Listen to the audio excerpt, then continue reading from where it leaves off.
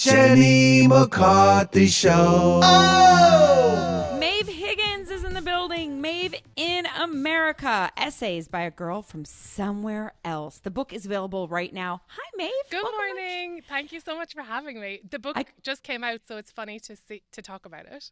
Congratulations. I couldn't wait to hear your accent, and it's just as lovely as I was hoping it would be.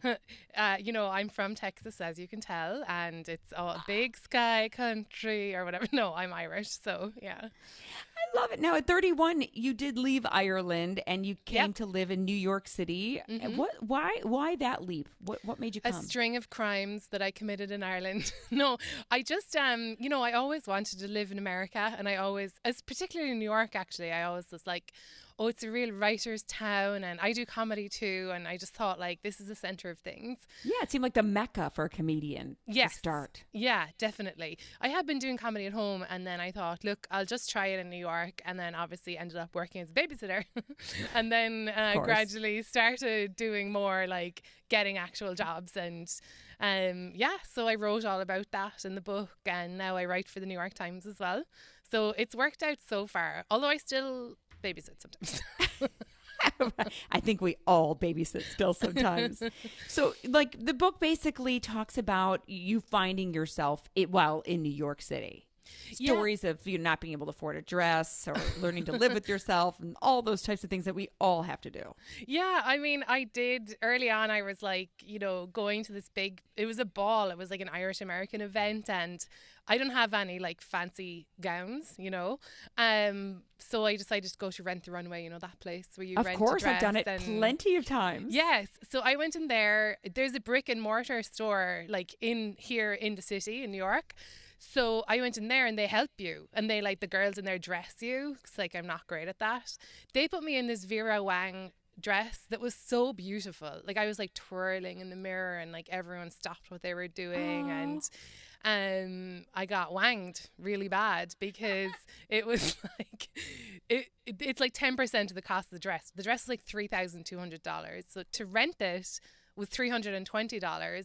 And at the time, I couldn't do it. Like, oh my God. As in, not like, I can't I can't justify this. I literally couldn't do it. Like, I tried all my credit cards, and I couldn't do it.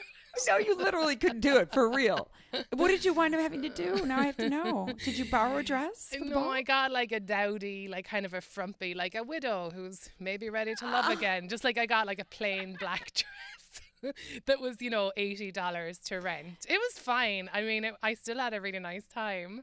Oh. But that was a couple of years ago. So like, I write about that, and I write about what it's like being an immigrant in America, and the usual. What is it like being an immigrant in America?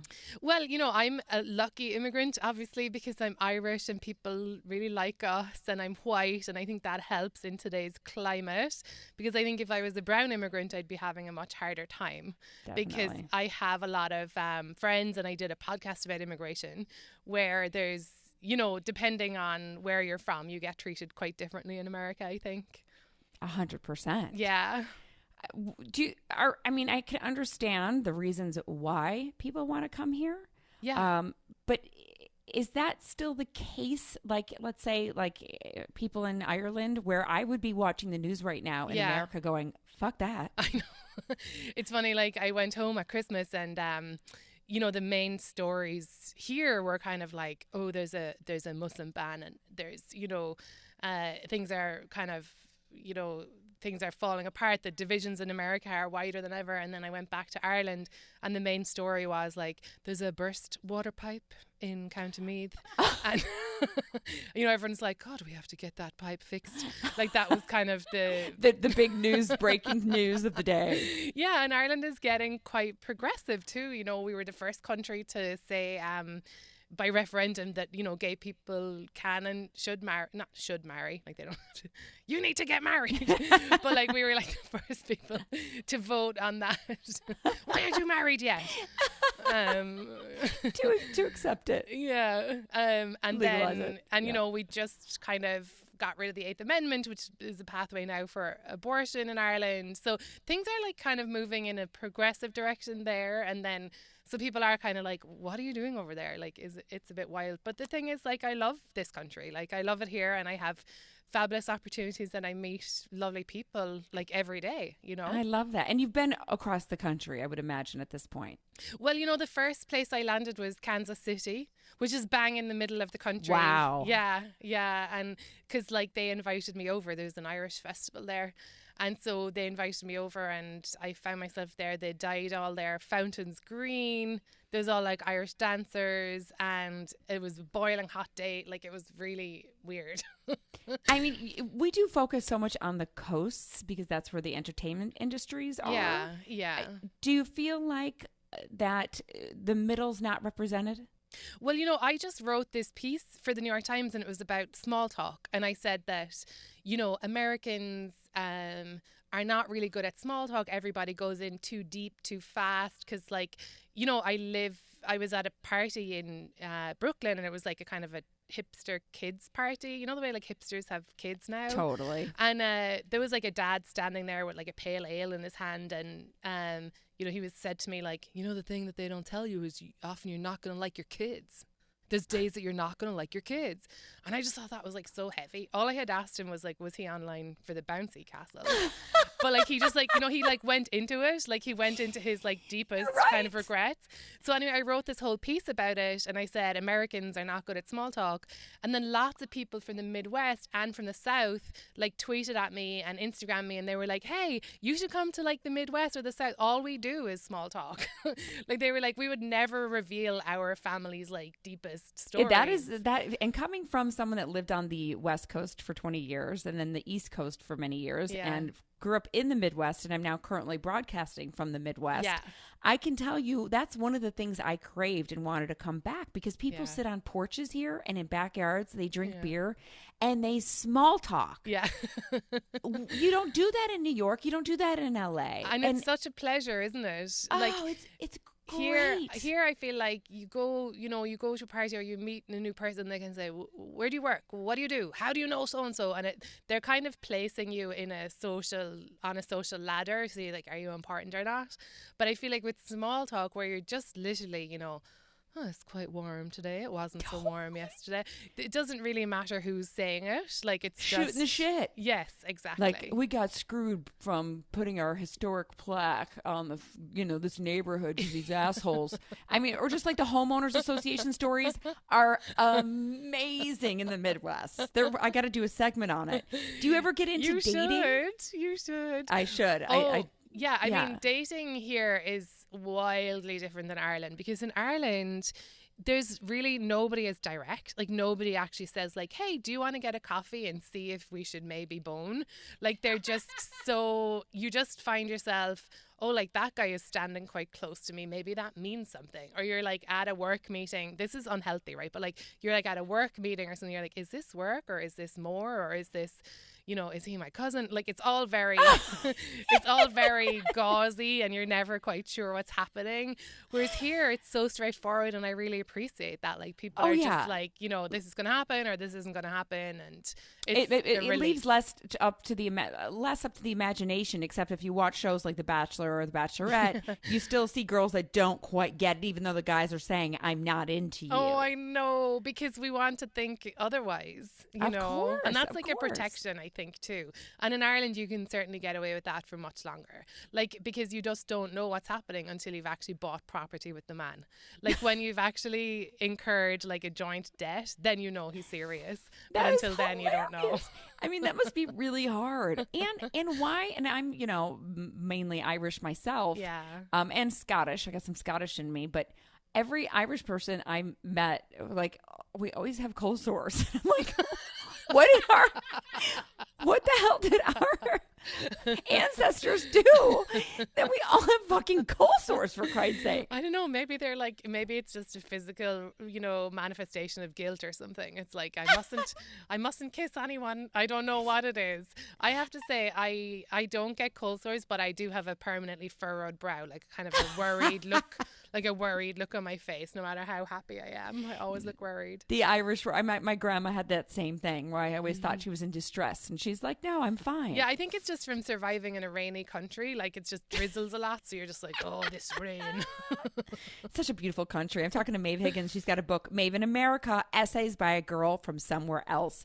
Tell me what else you're talking about in the book that you think is kind of funny or interesting that we can. Well, you know, when I first moved here, I wanted to get a dog, but I wasn't really in a position to, because like I said, I was like a babysitter. So Right. I used to take dogs out on, you know, there's a shelter. I don't know how common this is, but there's a shelter near me where you can go and just walk the dogs. Like, you just go in and you just give them your email address, and then you're allowed to take whatever dog you want. I kind of think kidding. they just want you to keep it.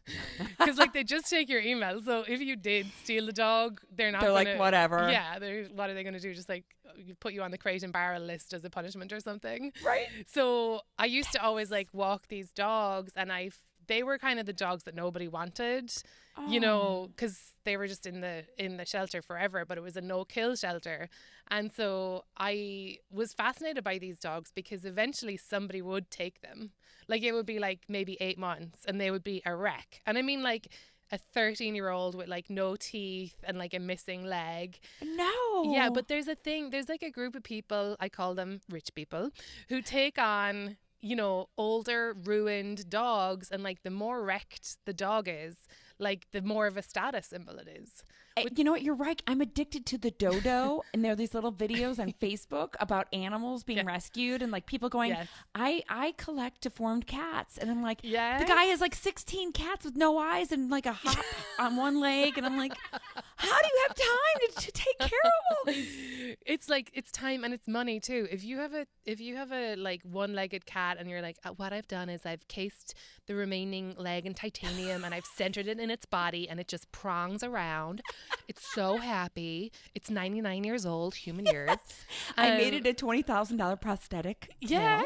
Because it needs to wag. Just boggles my mind. And like, as well, because I think coming from rural Ireland, where animals just have a practical use, you know, like they have to actually work, and often work 2 jobs. And like, even if a puppy like fell asleep in a patch of sunshine back home, my mother would be like, oh, time to put it down, it's obviously got something in its blood. It's like, no, it's just tired.